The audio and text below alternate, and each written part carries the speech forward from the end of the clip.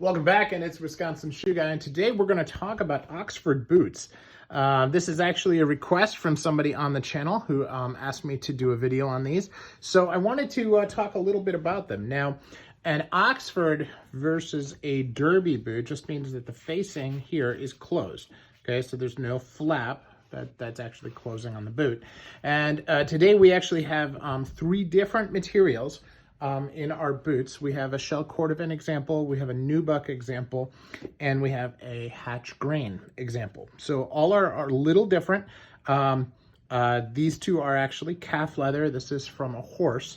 So a little bit different there. This is also a membrane under the skin, so it's not actually, a lot of people will question even if it's leather.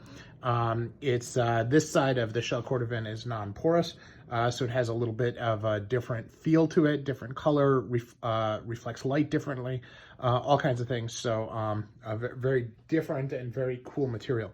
But let's start with, how do you decide what makes a good boot? Okay. The shoemakers will do a lot of different things in order to try to create a boot. But a lot of times what they do is they start with a shoe pattern and then they build up a boot around it.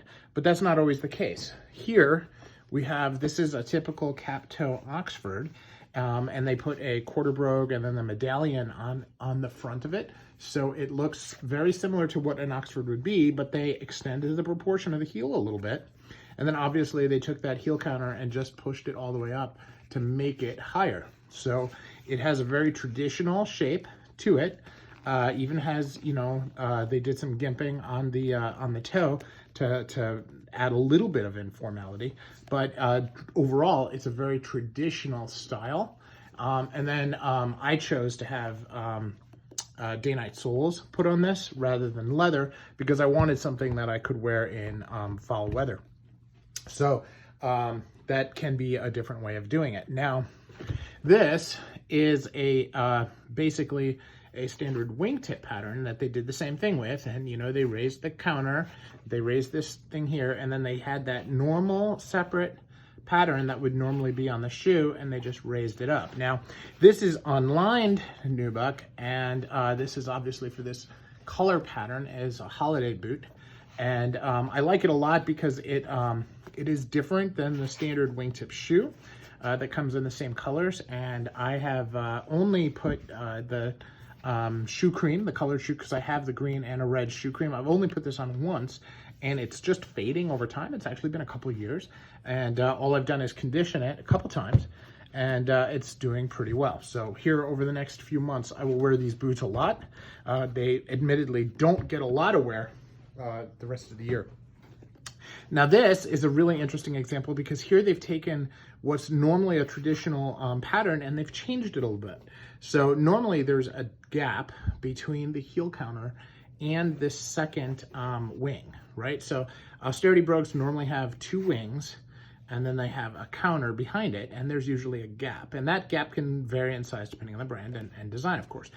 Here they actually have an overlap on that, which is very, very different. It really adds a lot of character to it.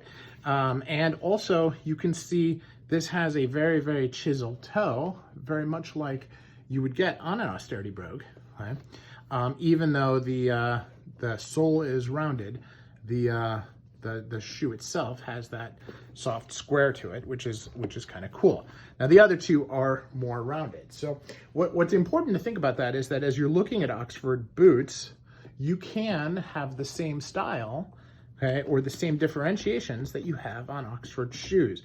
And the biggest differentiation, of course, that we all make is whether we want the toe to be square or round, because that changes the look very, very much. Now, Oxford boots can be worn with a suit, the same as Oxford shoes can. Now, obviously, this is a casual leather, so I would wear this when I'm wearing a suit casually. I would not wear it to a formal occasion, certainly not with the color anyway, but it does make a really good boot for parties, and especially holiday parties around that time of year. So a lot of flex there in terms of how you want to wear it, and you can dress down and you can dress up. So now the most common Oxford boot that people will talk about is a Balmoral boot. Now, a Balmoral boot is going to have usually a cap toe, and then this pattern here, instead of having a heel counter, will actually just be one line all the way around. Sometimes they have a different material on the shaft and on the base of the shoe. But that is one that I don't have, and candidly, I'm not going to have because I don't like Balmoral Oxfords as the shoe, and therefore I'm not going with Balmoral boots either as part of my collection. Now, if I decide that I want to go with one, I'll probably go with the boot. But as I've talked about on my channel before, I'm really focusing in my boot collecting strategy on two types of boots: the field boot and the split toe boot. And I have about 11 and 8 or 9 of those respectively. So I'm really focused in there, and not expanding into a lot of these other boot styles, which are more of a one-off for me. So this is Wisconsin Shoe Guy, and that's my thoughts on Balmoral boots. Let me know your thoughts and how you wear yours and what type you lean toward in the comments below. Thanks again.